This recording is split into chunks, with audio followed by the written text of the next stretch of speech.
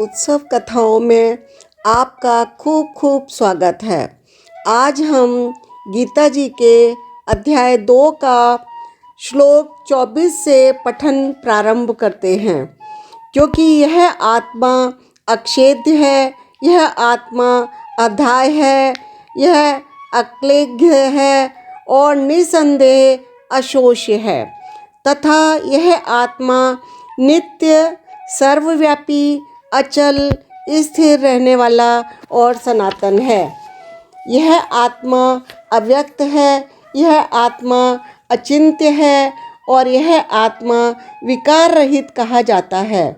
इससे हे अर्जुन, इस आत्मा को उपर्युक्त प्रकार से जानकर तू शोक करने को योग्य नहीं है, अर्थात तुझे शोक करना उचित नहीं है। किंतु यदि तू इस आत्मा को सदा जन्मने वाला तथा सदा मरने वाला मानता हो तो भी हे महाबाहो, तू इस प्रकार शोक करने योग्य नहीं है। क्योंकि इस मान्यता के अनुसार जन्मे हुए की मृत्यु निश्चित है और मरे हुए का जन्म निश्चित है। इसलिए भी बिना उपाय वाले विषयों में तू शोक करने योग्य नहीं है।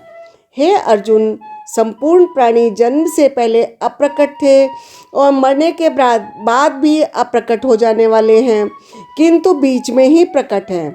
फिर ऐसी स्थिति में क्या शोक करना।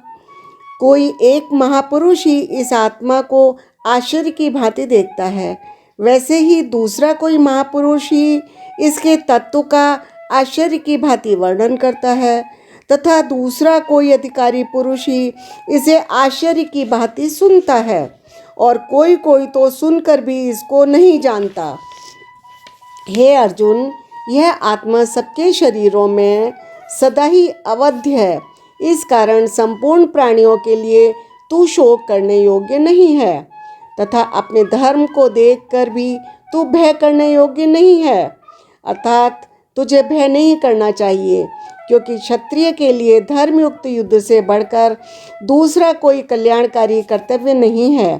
हे पार्थ, अपने आप प्राप्त हुए और खुले हुए स्वर्ग के द्वार रूप इस प्रकार के युद्ध को भाग्यवान क्षत्रिय लोग पाते हैं। किंतु यदि तू इस धर्म युद्ध को नहीं करेगा तो स्वधर्म और कीर्ति को खोकर पाप को प्राप्त होगा तथा सब लोग तेरी बहुत काल तक रहने वाली अपकीर्ति का कथन करेंगे। और माननीय पुरुष के लिए अपकीर्ति मरण से भी बढ़कर है और जिसकी दृष्टि में तू पहले बहुत सम्मानित होकर अब लघुता को प्राप्त होगा, वे महारथी लोग तुझे भय के कारण युद्ध से हटा हुआ मानेंगे। तेरे वैरी लोग तेरे सामर्थ्य की निंदा करते हुए तुझे बहुत से न कहने योग्य वचन भी कहेंगे। उससे अधिक दुख और क्या होगा। या तो तू उस युद्ध में मारा जाकर स्वर्ग को प्राप्त होगा अथवा संग्राम में जीतकर पृथ्वी का राज्य भोगेगा। इस कारण हे अर्जुन, तू युद्ध के लिए निश्चय करके खड़ा हो जा। जय पराजय, लाभ हानि, सुख दुख को समान समझकर उसके बाद युद्ध के लिए तैयार हो जा। इस प्रकार युद्ध करने से तू पाप को नहीं प्राप्त होगा। हे पार्थ, यह बुद्धि तेरे लिए ज्ञान के विषय में कही गई है। अब तू इसको कर्मों के विषय में सुन।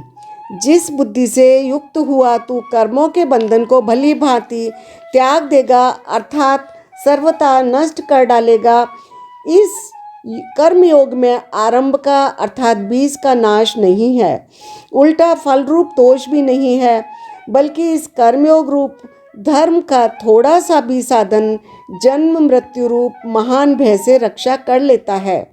हे अर्जुन, इस कर्मयोग में निश्चयात्मिकता बुद्धि का एक ही होती है, किंतु अस्थिर विचार वाले विवेकहीन सकाम मनुष्यों की बुद्धियाँ निश्चय ही बहुत भेद वाली और अनंत होती हैं।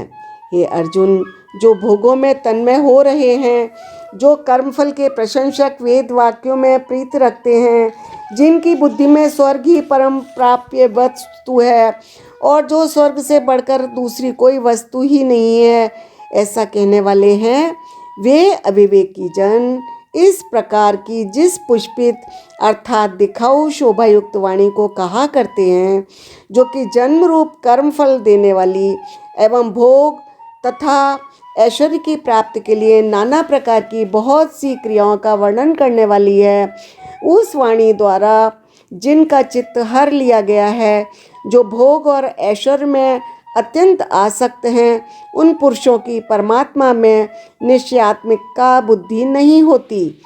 हे अर्जुन, वेद उपर्युक्त प्रकार से तीनों गुणों के कार्य रूप समस्त भोगों एवं उनके साधनों का प्रतिपादन करने वाले हैं। इसलिए तू उन भोगों एवं उनके साधनों में आसक्तिहीन, हर्ष शोक आदि द्वंद्वों से रहित नित्य वस्तु परमात्मा में स्थित योग क्षेम को न चाहने वाला और स्वाधीन अंतःकरण वाला हो।